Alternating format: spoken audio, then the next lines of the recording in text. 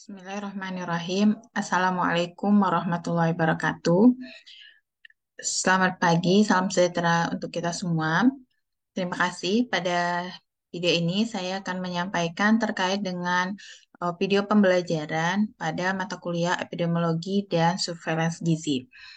Mata kuliah ini dengan kode GIS 619306, rumpun ilmu riset, bobot SKS-nya 3, dan disampaikan atau dipelajari pada semester 5. Nah, deskripsi mata kuliah, di mana mata kuliah ini akan membahas konsep epidemiologi dan surveillance gizi, eh, berbagai jenis desain penelitian, dan pengenalan dan pelaksanaan survei cepat, serta menerapkannya dalam berbagai masalah gizi. Capaian pembelajaran pada mata kuliah ini ada 3, yaitu yang pertama terkait mampu menjelaskan epidemiologi dan surveillance gizi serta kebijakan di Indonesia. Kemudian mampu menjelaskan desain penelitian dan menguraikan perbedaannya, dan mampu menyusun dan melaksanakan sebuah survei cepat dari penyusunan proposal, pengumpulan, analisis, penyusunan, dan penyusunan laporan survei cepat. Kemudian berbagai capaian tersebut dibagi dalam 15 pertemuan, yaitu materi pembelajarannya pada pertemuan pertama terkait dengan konsep epidemiologi gizi, eh, kemudian pada pertemuan kedua yaitu terkait dengan pangan dan zat gizi dalam epidemiologi gizi, kemudian desain penelitian epidemiologi gizi secara keseluruhan, lalu kemudian diuraikan satu persatu, penelitian potong lintang, penelitian case control, penelitian kohort, penelitian eksperimental, kajian ekologis, kemudian sejarah surveillance gizi dan kebijakan program gizi, kemudian pengenalan dan pengembangan instrumen survei cepat, pengumpulan data, survei cepat, kemudian analisis dari data, dan penyusunan laporan dari hasil survei cepat tersebut. Sistem dan metode pembelajaran, ceramah dan tanya jawab daring via Zoom. Kemudian ada penugasan praktikum melalui Google Classroom, dan ada ujian UTS dan UAS. Nah, presensi akan diberikan kode presensi melalui Siakat Untirta. Nah, sistem penilaian mata kuliah karena terdiri dari 3 SKS, maka ada praktikum dengan bobot 30%, UTS 30%, UAS 30%, serta ada tugas sebesar 10%. Yang mana secara keseluruhan nanti akan diakumulasi untuk menghasilkan nilai relatif dan nilai bobot mulai dari dinyatakan lulus jika memenuhi nilai minimal pada C, yaitu dengan nilai bobot 2, dan nilai akhirnya di antara 55, di atas 55. Nah, ini tim dosen yang akan menyampaikan materi dan bergabung bersama kita ada Pak Buhari, SGZ MKes, kemudian juga Bapak Muhammad Ansori, SKM MKM. Baik, kemudian akan saya sampaikan terkait dengan pertemuan ke-6 dengan tema terkait dengan desain penelitian kohort. Bismillahirrahmanirrahim. Assalamualaikum warahmatullahi wabarakatuh. Waalaikumsalam warahmatullahi wabarakatuh. Nah, selamat pagi, salam sejahtera untuk kita semua. Baik, kita lanjutkan sesi berikutnya ya. Oke, nah jadi cohort design study itu yang menjadi inisiasi pelaksanaan gitu ya dari yang namanya desain penelitian cohort itu adalah bahwa kita akan melihat insiden penyakit dan faktor resikonya gitu. Karena kalau bicara cohort kita akan menemukan yang namanya insiden. Kalau masih ingat dulu kan ada namanya prevalence, ada namanya insiden gitu. Kalau insiden berarti dia kasus baru. Jadi kita akan menemukan satu kasus baru dalam perjalanan penelitian dengan desain cohort. Nah, ini yang mungkin menjadi pengetahuan umum bahwa cohort itu start with a population at risk gitu. Jadi dia dimulai dengan melihat populasi yang beresiko. Jadi mulainya dari resikonya itu, dari risk factornya itu. Dan kemudian dia ada pengukuran karakteristik at baseline gitu. Jadi di awal itu ada diukur secara keseluruhan karakteristik gitu, maupun hal-hal yang kaitannya nanti dengan disease itu gitu ya. Kemudian dilakukan follow up pada population itu sepanjang waktu yang telah ditentukan. Biasanya sudah ditentukan 5 tahun, karena memang cohort itu sejatinya cukup lama ya, nggak bisa hanya sebentar, tapi setahun juga bisa sih dikatakan cohort kalau dia continue proses dari follow up-nya itu gitu ya. Atau mungkin ada yang 5 tahun, 10 tahun, 15 tahun gitu. Kalau di luar negeri itu ada bahkan yang follow up-nya itu sampai 20 tahun gitu ya. Ya memang kayak Framingham itu cohort study itu sampai generasi ke berikutnya gitu ya. Jadi dia cohort-nya itu. Jadi cukup panjang time-nya itu. Dan itu bisa di follow up berdasarkan data surveillance.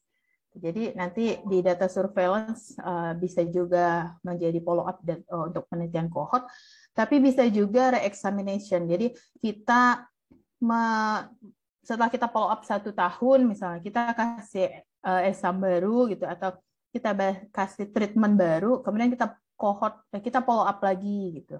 Ada juga yang seperti itu, atau yang memang di follow up tanpa data surveillance, artinya kalau data surveillance kan bisa jadi laporan dari satu pelayanan kesehatan gitu. Tapi kalau follow up ini ya follow up dari tim peneliti gitu ya, bisa juga seperti itu.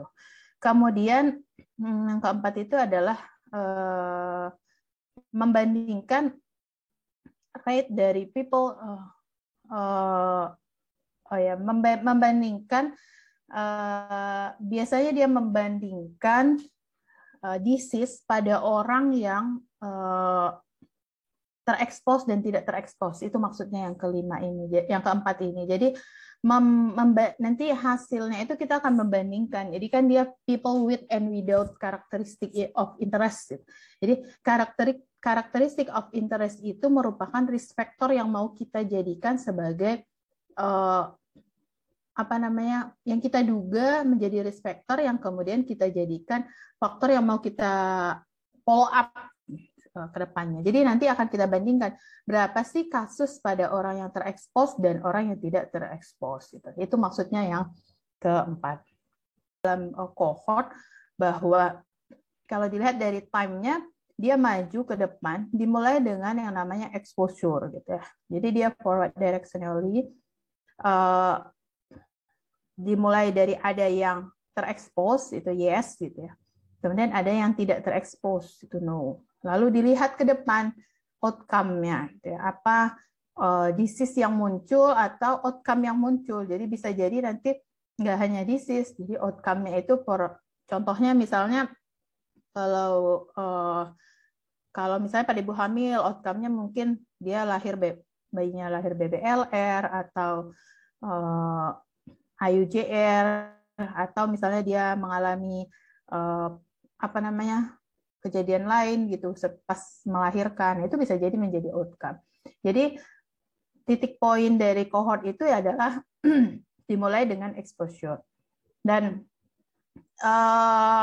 present or absent of risk factor itu yang menjadi hal penting yang dilakukan sebelum munculnya outcome. Jadi kalau dalam cohort itu kita bisa menentukan atau mengatakan bahwa risk factor itu atau faktor resiko ini tuh beneran muncul sebelum penyakit gitu. Oke. Nah, indikasi bahwa suatu penelitian itu adalah cohort study ketika good evidence of exposure and disease. Jadi orang peneliti itu sudah menentukan bahwa exposure-nya ini dan disease yang akan muncul adalah ini gitu. Jadi memang harus ada kajian literatur yang sangat mendalam ya kalau misalnya bicara cohort ini, bahwa misalnya seseorang terekspos dengan makanan junk food. Nah, exposure-nya ini gimana? Junk food-nya ini tiap hari gitu. Kemudian tiap hari kah? Atau berapa kali seminggu? Atau berapa dosisnya gitu ya? Berapa banyak? Apa jenisnya? Itu sudah terdefinisikan. Jadi good evidence, harus ada data awal bahwa ini exposure. Kemudian berapa lama akan dilihat di follow up? Berapa lama orang makan fast food dengan range sekian, dengan frekuensi sekian, dengan jenis ini, dia akan muncul outcome disease, misalnya hiperlipidemia misalnya. Nah itu sudah harus menjadi indikasinya kalau sudah terlihat seperti itu. Kemudian baiknya lagi kohort ini dilakukan pada penelitian yang exposure-nya itu jarang, tetapi incident of disease itu tinggi pada orang yang terekspos. Jadi contohnya, kalau minggu lalu Ibu berikan contoh itu orang yang terpapar radiasi, gitu ya, misalnya pekerja di petugas radio. Petugas radiologi gitu ya. Jadi dia yang bertugas di lab X-ray itu misalnya. Dia exposure kan, dia terekspos terus kan dengan X-ray itu. Tapi kemudian itu kan exposure yang jarang terjadi. Tapi ternyata orang-orang yang mengalami kanker kulit di kasus petugas X-ray itu banyak. Gitu. Ada kasusnya misalnya 10% dari petugas X-ray di seluruh dunia itu terkena kanker kulit misalnya. Nah, itu bisa jadi dijadikan penelitian kohort. Nah, itu maksudnya. Jadi dia exposure-nya jarang, tetapi disease-nya tinggi pada orang yang terekspos. Kemudian follow up-nya mudah, tapi memang nggak selalu ini ya, memang banyak kendalanya kalau dalam namanya follow up, nanti banyak masalahnya, tapi mungkin bisa diminimalis. Kemudian pendanaannya juga perlu. Jadi yang namanya cohort study itu memerlukan pendanaan yang cukup besar. Jadi penentuan umum ketika kita akan memilih sampel pada penelitian cohort itu bahwa dipastikan bahwa board of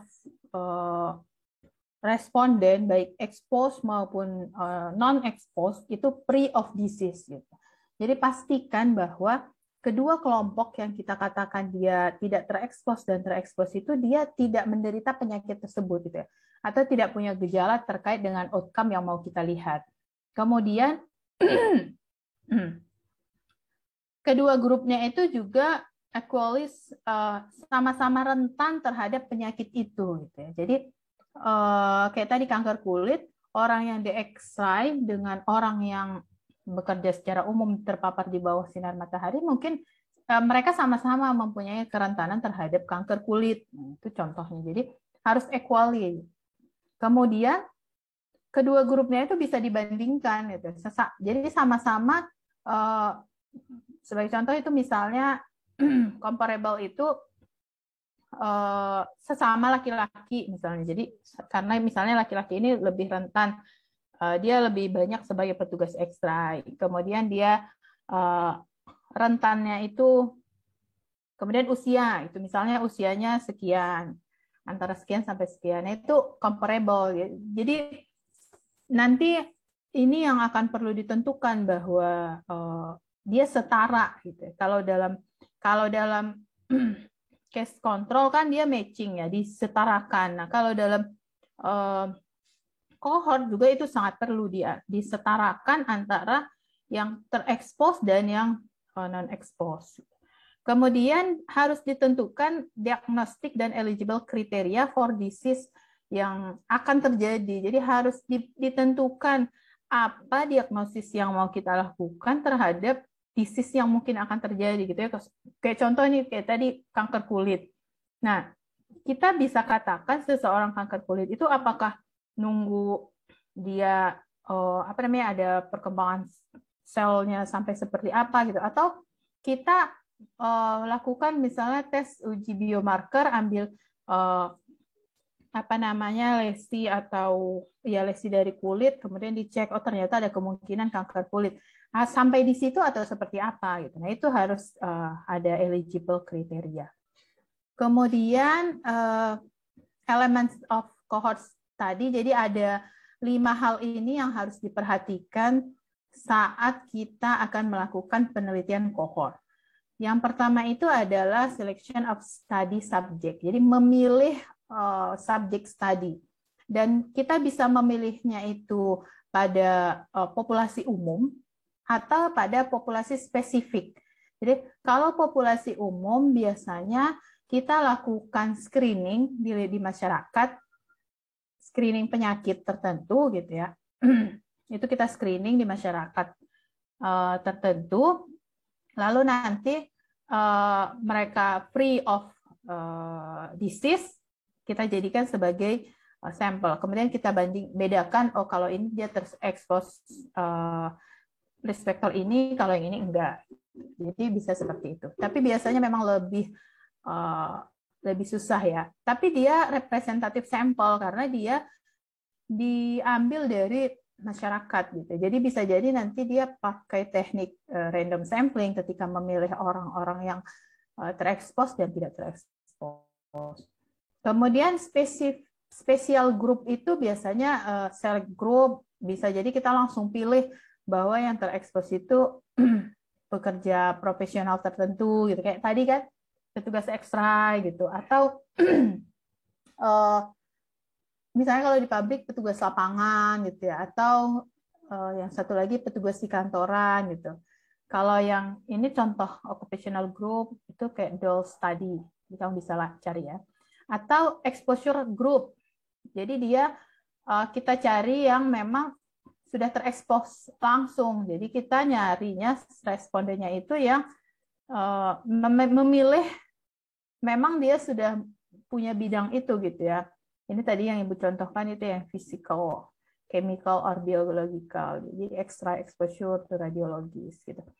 Atau misalnya memang kelompok expose-nya ini sudah kita punya, sebagai contoh misalnya atlet. Nah, atlet itu kan punya expose tertentu ya, misalnya baik itu expose fisikal gitu, dia latihan sekian jam dan seterusnya, atau dan itu bisa kita jadikan sebagai special group gitu kalau dalam cohort. Itu contohnya. Nanti dibandingkan dengan mungkin masyarakat umum dan seterusnya. Oke, yang kedua adalah menentukan data exposure-nya. Jadi data exposure-nya bisa jadi kita lakukan dengan questionnaire. Gitu ya. Kalau questionnaire kan berarti self answer gitu ya. Jadi menjawab sendiri exposure-nya. Jadi bisa interview atau bisa mail. Tapi biasanya kalau questionnaire ya isi sendiri gitu. Atau bisa review of record. Jadi kita ngecek data dia terekspos obat tertentu gitu. Kalau radiologi kan kita bisa cek data jumlah pelanggan yang melakukan pemeriksaan ekstra berapa dalam sehari gitu. Berapa lama mesin dinyalakan, ekstranya berapa derajat dan seterusnya. Kemudian type of surgery, jadi surgery itu jadi jenis dari operasinya seperti apa dan seterusnya. Oke, berikutnya medical examination or special test. Ini juga bisa kita lakukan di awal sebagai menentukan data exposure-nya, jadi mengukur tekanan darah, mengukur serum kolesterol, kemudian survei lingkungan, ini juga bisa jadi buat mengetahui bahwa seseorang itu terekspos atau tidak, gitu. Itu juga bisa dilakukan. Lalu menentukan data exposure itu kita bisa nanti bisa diklasifikasikan sebagai orang yang terekspos atau tidak terekspos, atau degree of exposure-nya. Jadi bisa jadi nanti kalau dalam cohort itu orang yang terekspos itu dikategorikan lagi bahwa oh yang ini tuh terekspos sering, yang ini jarang. Nanti itu ada juga seperti itu lagi dalam penentuan exposure-nya. Kemudian memilih kelompok pembanding. Jadi kalau yang tadi itu kan mau menentukan kelompok exposure-nya.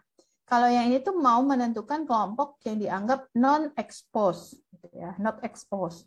Bisa jadi dia internal comparison. Jadi cari orang yang misalnya dalam satu, jadi dia biasanya sih kalau internal comparison itu hanya pada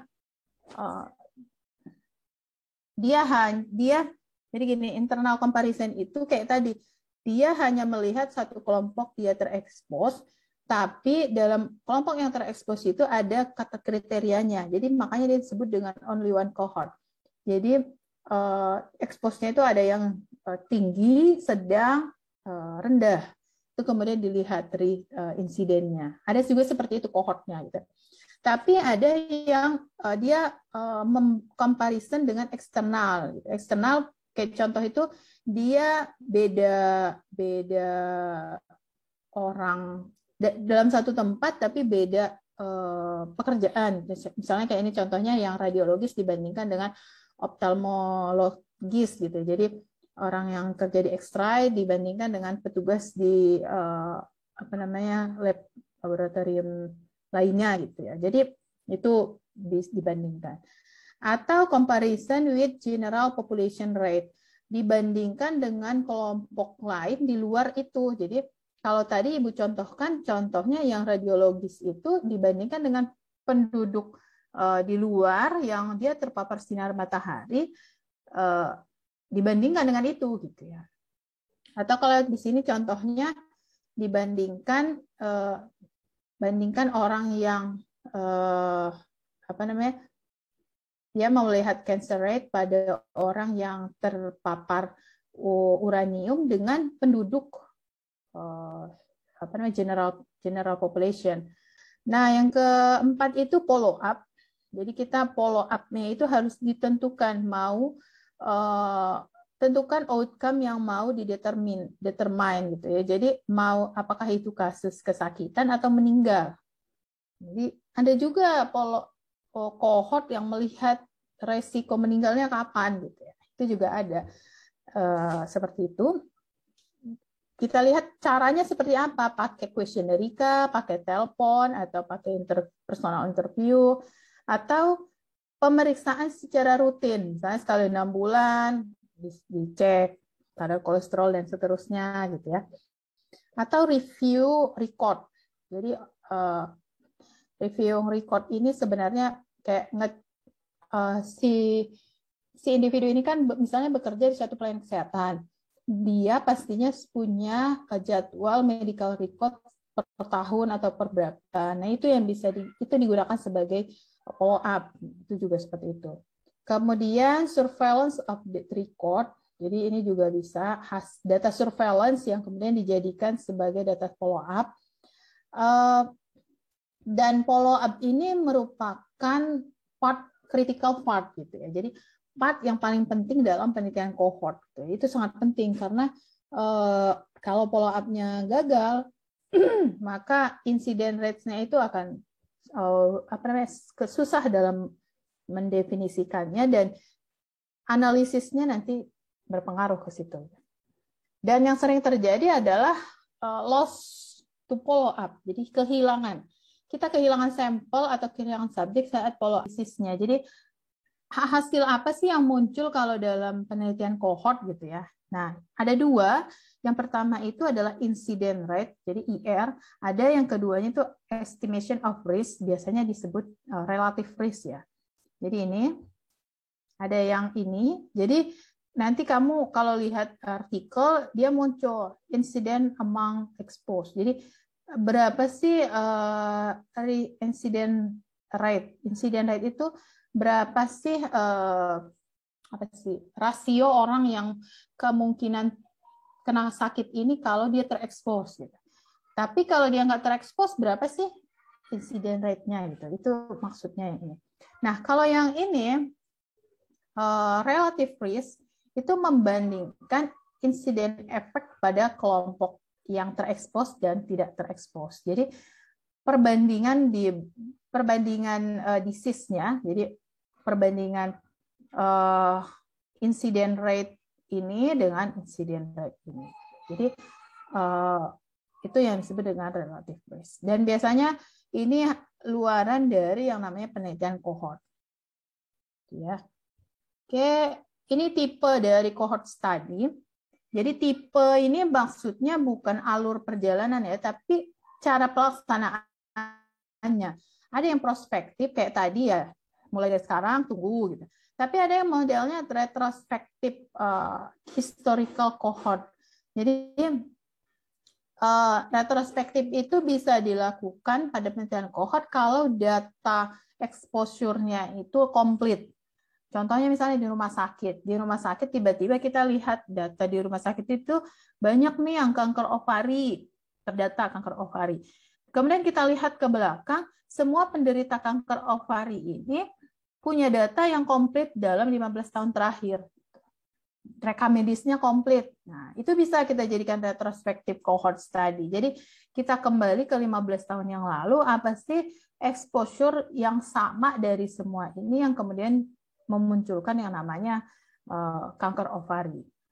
Atau kombinasi dari retrospektif dan prospektif. Biasanya dia lagi berjalan cohort, kemudian ada insiden di tengah. Jadi ada satu insiden yang bukan outcome akhir dari penelitian cohort itu. Jadi insiden yang di tengah ini dihubungkan dengan risk factor yang lain pada saat penelitian prospektif ini. Jadi dia kayak dalam satu penelitian besar ada penelitian di tengahnya gitu. Itu juga. Oke, sampai di sini. Oke, dari Hansana ya. Ada pertanyaan? Bu, izin bertanya, berarti kalau untuk cohort study ini, dia hanya bisa digunakan untuk penelitian jangka panjang aja ya, Bu ya? Terima kasih. Oke, terima kasih Anida atas pertanyaannya. Jadi ada time-nya. Jadi bisa jadi time-nya ini jangka panjang, tapi ada juga yang dia nggak terlalu panjang gitu ya. Jadi kalau baca dari beberapa artikel itu tergantung berapa hasil literatur kita terhadap waktu munculnya outcome. Jadi bisa jadi nanti, oh ternyata dalam 3 bulan dia muncul penyakit ini gitu. Ya 3 bulan kohortnya. Tapi ada juga yang setahun, ada yang 5 tahun gitu, ada yang 20 tahun gitu. Jadi memang tergantung dari berapa lama hasil review kita terkait dengan waktu munculnya outcome. Semoga bisa dimengerti gitu ya, cohort study. Nanti diperdalam lagi di mata kuliah metodologi penelitian. Oke, terima kasih. Kita tutup ya. Oke, langsung Ibu En ya.